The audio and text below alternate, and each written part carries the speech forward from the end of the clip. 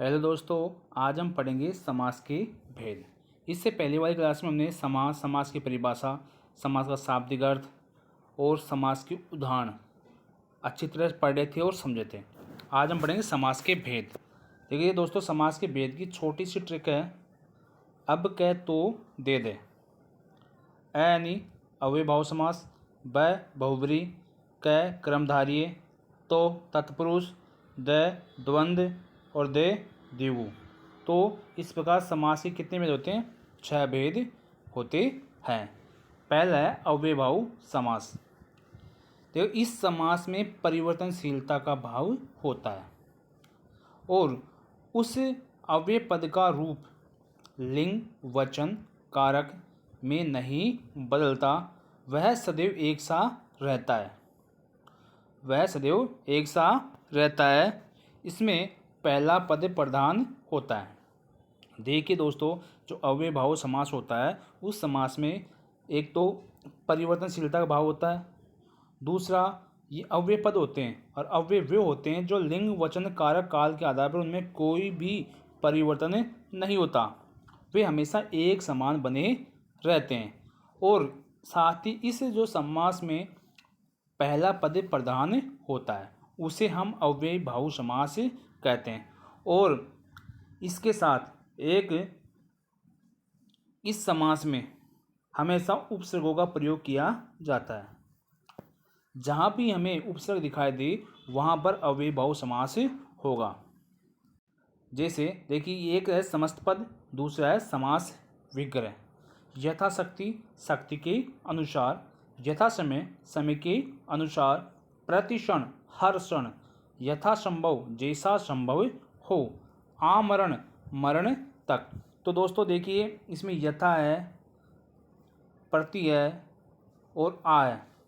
ये सभी क्या है? उपसर्ग है। और उपसर्ग है तो अव्यय भी है, अर्थात दोनों ही जो अव्यय होते हैं वो लिंग, वचन, काल आधार पर कोई भी इसमें परिवर्तन नहीं होता है। दूसरा है इससे पहले इसके अपवाद। हिंदी में कई तरह के ऐसे समस्त पद जिनमें कोई शब्द अव्यय नहीं होता है परंतु समस्त पद अव्यय की तरह प्रयुक्त होता है। कि हिंदी में के कई ऐसे समस्त पद होते हैं जिनमें कोई शब्द अव्यय नहीं होता, लेकिन वे समस्त पद वो अव्यय की तरह ही प्रयुक्त होते हैं या काम में आते हैं। वहाँ भी अव्ययभाव समास माना जाता है। जैसे घर घर, घर के बाद घर, रातों रात, रात ही रात में। तो ये अपवाद स्वरूप होते हैं जो अव्यय शब्द नहीं होता लेकिन अव्यय की तरह ये काम करते हैं। नंबर 2, तत्पुरुष समास। देखिए दोस्तों, इस समास में पहला पद गौण होता है। क्या होता है? गौण। व दूसरा पद प्रधान होता है। पहला पद गौण और दूसरा पद प्रधान। इसमें कारक के विभक्ति चिन्हों का लोप हो जाता है। कारक 8 प्रकार के होते हैं, कर्ता से लेकर संबोधन तक। अब देखिए दोस्तों, इसमें 6 कारकों का ही प्रयोग होता है। कर्ता और संबोधन के इसमें प्रयोग नहीं होता या काम में नहीं लिया जाता। कितने कारकों का होता है? 6 कारकों का। और 6 कारकों के आधार पर तत्पुरुष समास को भी 6 भागों में बांटा गया है। तो पहला है कर्म तत्पुरुष समास, को विभक्ति चिन्हों का लोप। तो समस्त पद है, इधर है समास विग्रह। ग्रामगत, ग्राम को गया हुआ। पद प्राप्त, पद को प्राप्त। तो देखिए दोस्तों, इसमें को जो विभक्ति है इसका क्या होता है? लोप हो जाता है। जब हम समास विग्रह से समस्त पद पे आते हैं तो जो को विभक्ति है क्रम को, तो इसका क्या हो जाता है? लोप हो जाता है। और जब हम समास विग्रह करते हैं तो को विभक्ति का प्रयोग किया जाता है। जैसे ग्राम गत, ग्राम को गया हुआ, पद प्राप्त, पद को प्राप्त। दूसरा है करण तत्पुरुष समास। अभी इसमें से चिन्ह का लोप होता है।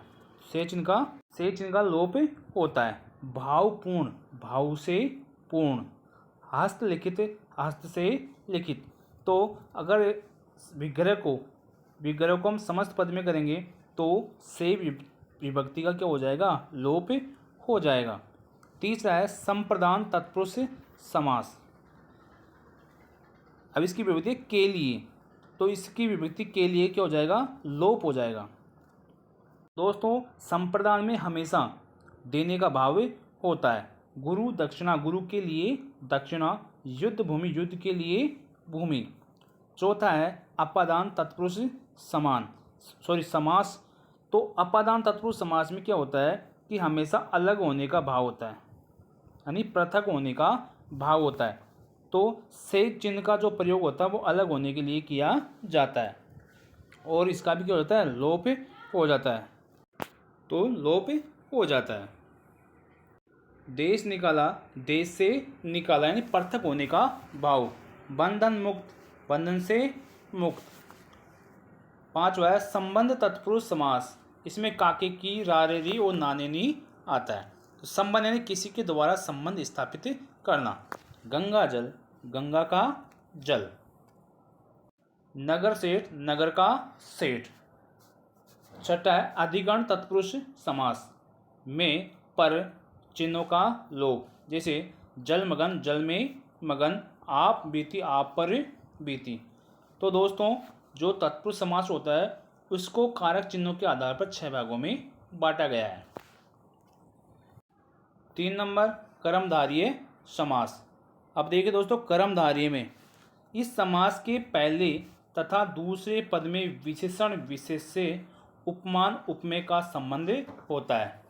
विशेषण विशेष और उपमेय, उपमान उपमेय का संबंध होता है। देखिए पहला पद विशेषण और उपमान, और द्वितीय पद होगा विशेष्य और उपमेय। तो इस समास में विशेषण विशेष से उपमान उपमेय का क्या होता है, संबंध होता है। तो विशेषण विशेष से महा और पुरुष, एक विशेषण हो गया, एक हो गया विशेष्य। पुरुष तो हो गया विशेष्य और महा हो गया विशेषण, क्योंकि पुरुष की विशेषता बताई जा रही है कि पुरुष कैसा है, महान है। तो महान है जो पुरुष, ये हो गया इसका समास विग्रह। पीताम्बर, पीला है जो अंबर। तो अंबर तो क्या हो गया इसमें विशेष्य, और पीला हो गया इसका विशेषण। दूसरा उपमेय उपमान और इसका विग्रह। चंद्रवदन, चंद्रमा के समान वदन या मुख। तो वदन तो हो गया उपमान और चंद्र हो गया इसका उपमेय। कमल नयन, कमल के समान नयन। विद्या धन, विद्या रूपी धन। मृग नयनी, मृग के समान नेत्र वाली। तो दोस्तों जो इधर वाले हैं ये तो हो गए उपमेय, और इधर वाले हो गए, ये हो गए उपमान, और ये इनका क्या हो गया, समास विग्रह। तो दोस्तों आज हमने कर्मधारय समास तक पढ़ा है, और बाकी जो बचे द्वंद्व, द्विगु और बहुब्रीहि समास अगली क्लास में हम पढ़ेंगे और समझने का प्रयास करेंगे। जय हिंद, जय भारत।